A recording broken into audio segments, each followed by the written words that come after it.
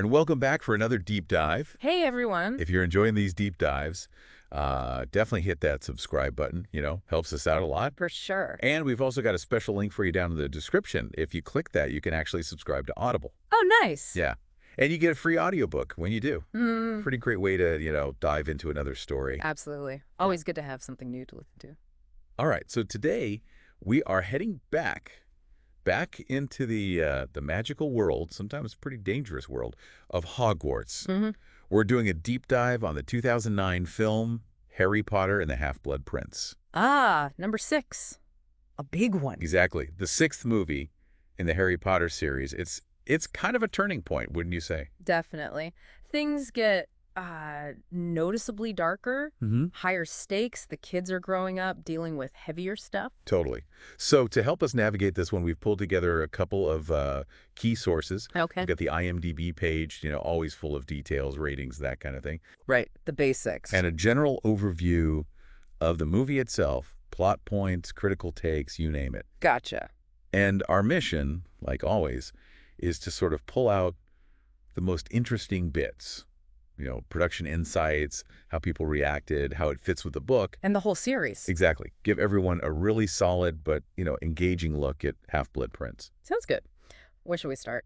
The basics. Yeah, let's do that. Lay the groundwork. Okay. So the original title, obviously, Harry Potter and the Half-Blood Prince. Right. Directed by David Yates.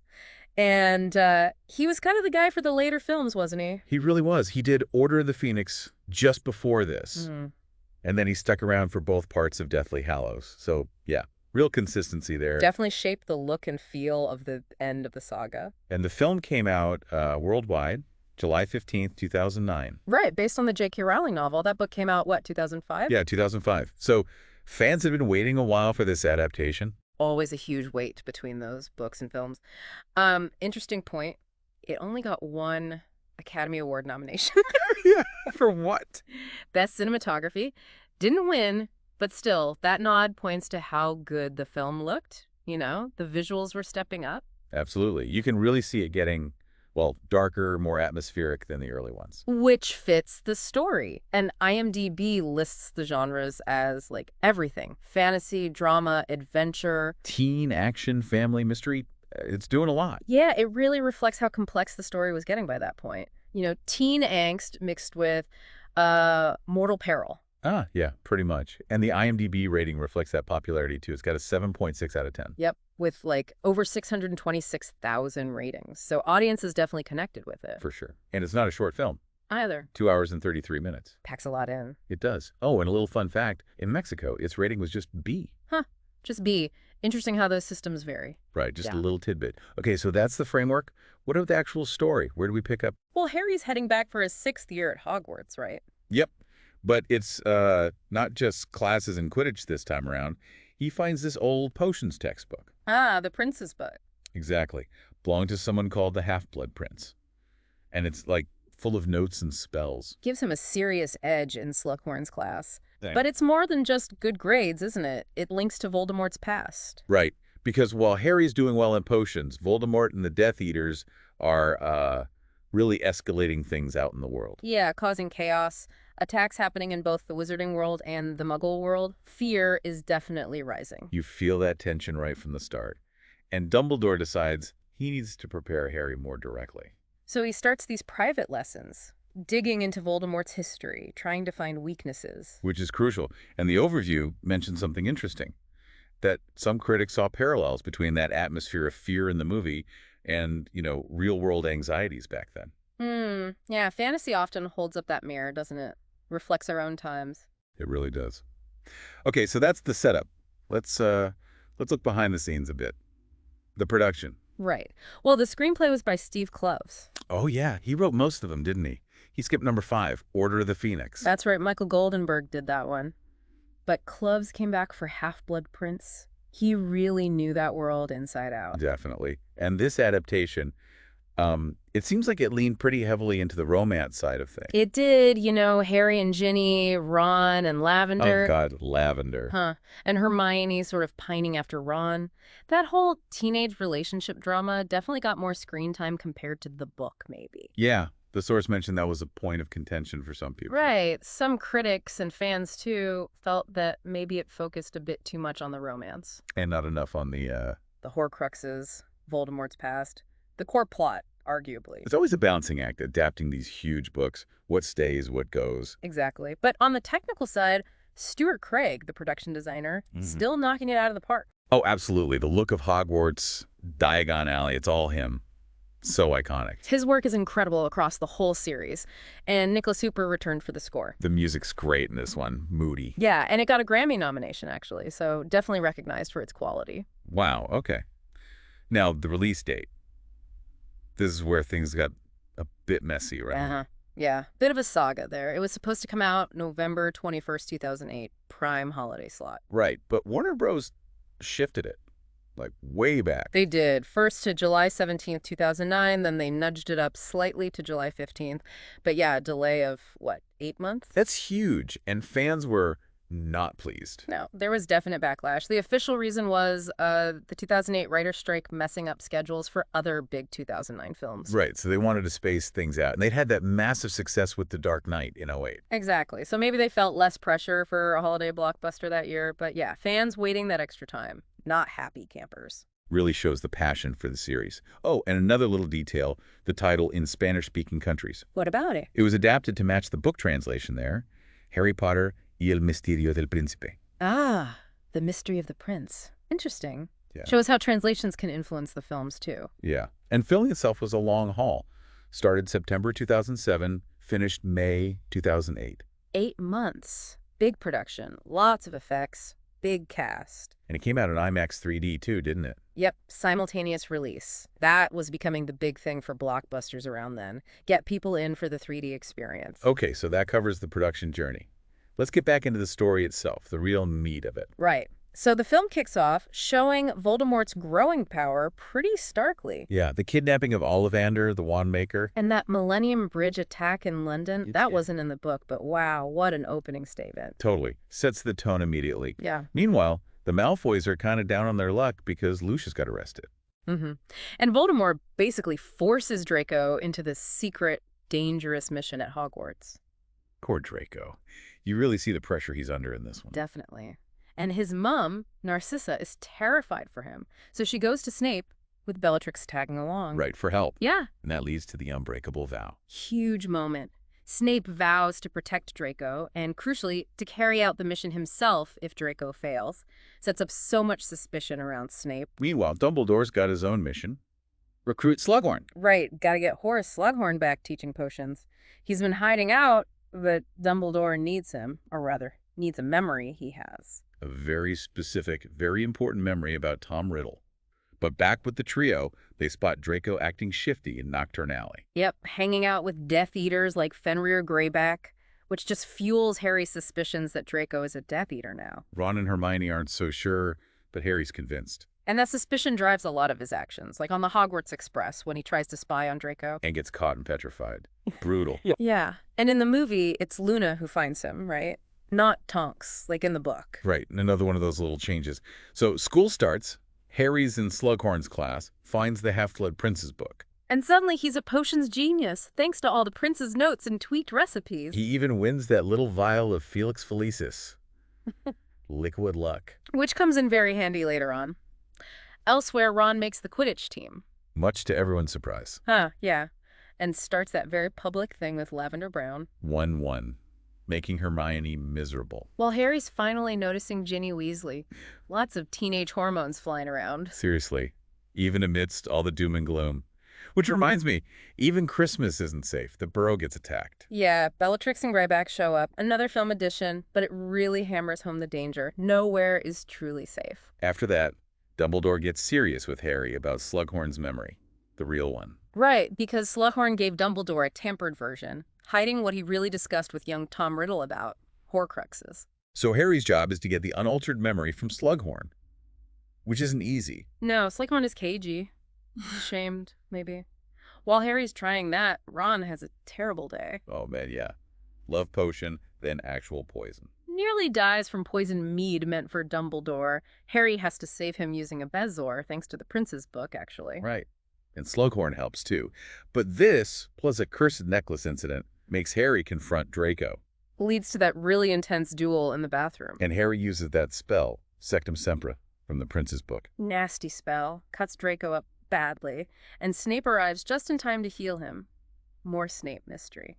Harry's horrified by what he did, and Ginny convinces him to hide the book. Which they do in the Room of Requirement, and that's where they share their first kiss in the film. Yeah, a quiet moment amid the chaos. Then Harry uses the Felix Felicis. The liquid luck to finally get Slughorn to give up the real memory. And it's a bombshell. It reveals Voldemort deliberately split his soul. Into 7 pieces. 6 Horcruxes hidden in objects, plus the piece in Voldemort himself, making him incredibly hard to kill. They also figure out 2 are already destroyed the diary from Chamber of Secrets and Marvel Gaunt's ring, which Dumbledore dealt with. So the mission becomes clear. Find and destroy the others, which leads them to that cave by the sea. Looking for Slytherin's locket. That whole sequence is terrifying. Dumbledore has to drink that awful potion. And then the Inferi attack, the reanimated corpses. Truly chilling stuff. They barely escape with a locket, get back to Hogwarts, but disaster. Yeah, Draco has succeeded. He fixed the vanishing cabinet. Letting Death Eaters into the castle. They head for the astronomy tower where Dumbledore is weak. Draco confronts him. He's supposed to kill Dumbledore. Voldemort ordered it, but he can't do it. He hesitates. And then Snape arrives. And Snape does it. He kills Dumbledore. Avada Kedavra. Just devastating. Harry sees it all, hidden below. Heartbreaking. And as Snape escapes, he drops another bomb. I am the half-blood prince. Just twists the knife. Everything Harry learned from that book came from Snape. Unbelievable twist. And then, the final insult, the locket they retrieved. It's a fake. Inside, there's a note from someone initialed R.A.B. saying they stole the real Horcrux and intend to destroy it. A tiny, tiny sliver of hope in the darkness. Exactly. So the film ends with Harry, Ron, and Hermione making that huge decision. Yeah, they're not going back for their 7th year. They're going hunting for the remaining Horcruxes. So setting the stage for the final 2 films, a really powerful, determined ending. Absolutely. Now, we touched on a few differences between the book and film, but there were quite a lot, weren't there? Oh, yeah. Adapting a book that dense means changes are inevitable. Like the whole opening with the Minister of Magic and the Muggle Prime Minister, completely gone in the film. Right, it jumps straight into the action. Also, Dumbledore picks Harry up at a train station, not the Dursleys. So the whole explanation about Sirius's will and Grimmauld Place gets cut. Lots of little details at the Burrow were different, too.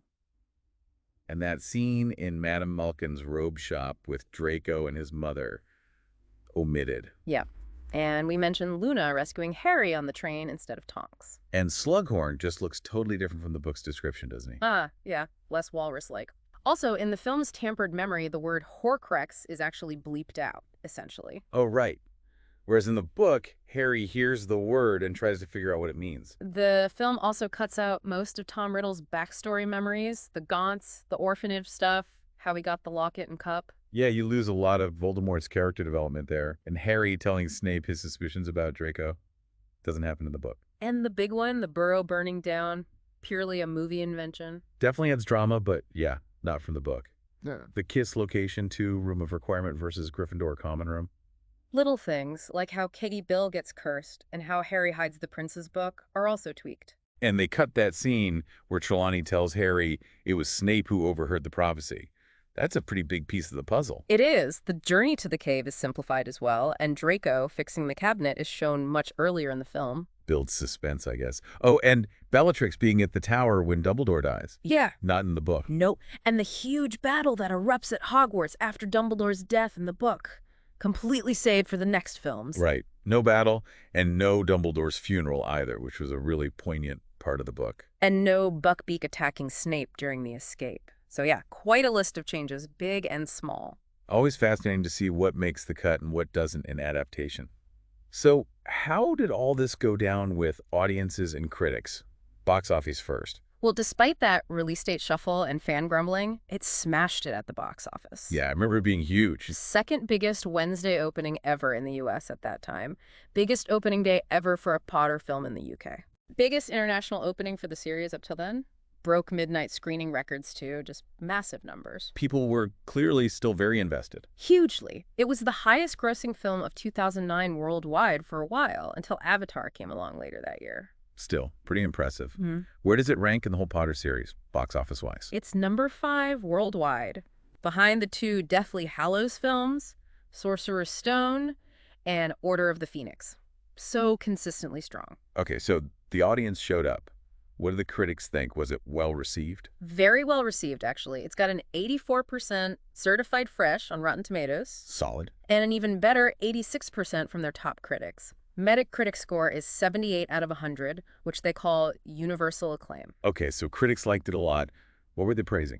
Generally, the cinematography got a lot of mentions, that darker look we talked about, the special effects, obviously, and the way it handled the more mature, darker storyline. It felt like the series was growing up with its audience.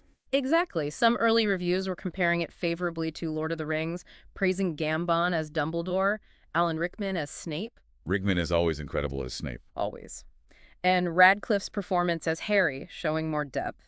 One review called it masterful and very emotional, praising Yates's direction and Jim Broadbent as Slughorn. High praise. Another critic called it the best Potter film yet and one of the best films of that year, period. Wow. And that cinematography nomination at the Oscars really underlines the visual achievement, doesn't it? The only film in the series to get that specific nod. It does. And the cinematographer Bruno Delbonnel talked about wanting to make Hogwarts look different, darker, inspired by Rembrandt paintings, actually. Interesting influence. Yeah. And the VFX supervisor mentioned the challenge of the Inferi scene, wanting them to feel genuinely unsettling, not just like standard movie zombies. They definitely succeeded there. Creepy stuff. Yeah. So overall, it sounds like despite the book changes, the film really landed well. Yeah, it seems like it struck a chord. Visually impressive, emotionally resonant, even with those adaptation choices. It captured that blend of teenage life and gathering darkness. Nailed the tone for that stage of the story. I think so. It managed that balance pretty effectively. Well, that about wraps up our deep dive into Harry Potter and the Half-Blood Prince. Hopefully, that brought back some memories or maybe shed some new light on the film. It's definitely a pivotal film, skillfully mixing the magic, the angst, and that sense of impending doom. Couldn't agree more. All right, on that note, we're going to sign off from the deep dive. Thanks for tuning in. Yeah, thanks everyone. Hope you enjoyed it. Keep thinking, keep exploring. Oh, and don't forget that Audible link in the description. Grab yourself that free audiobook. Happy listening. Until next time. Now, here's something to mull over. Considering all those changes we discussed, the omissions and additions from the book, how do you personally think those alterations ultimately impacted the film's portrayal of the core themes? Things like love, loss, trust, and that ever-present shadow of Voldemort in Harry's 6th year. Did the changes strengthen or weaken those themes for you as a viewer? Something to think about.